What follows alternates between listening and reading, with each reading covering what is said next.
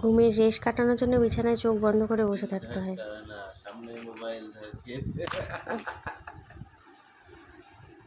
আমি ছাতুর শরবত বানিয়ে রেখে গেছি, কিন্তু এসে দেখছি খাচ্ছে কি, ফ্রিজ থেকে বের করে পেস্ট্রি খাচ্ছে।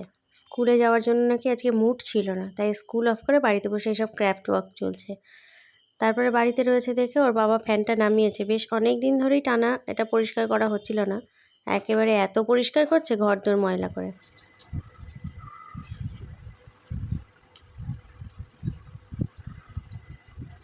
গণেশের মাথায় ভর্তি ঢুকাচ্ছে, অনেক বুদ্ধিমান হয়ে গেছে।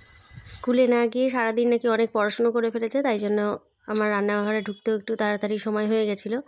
একটুখানি রাতের খাবারে বানিয়েছিলাম ফ্রাইড রাইস, কারণ একটা গাজর শুকিয়ে যাচ্ছিলো, আর দুপুরবেলার একটু চিকেন ছিল। সেই দিয়ে খাওয়া দাওয়া করে এসে দেখছি বইপত্র সব ছিটানো, আর এদিকে লেখা চলছে নোটিশ বোর্ড। তাহলে আর কি, আজকের মতো টাটা।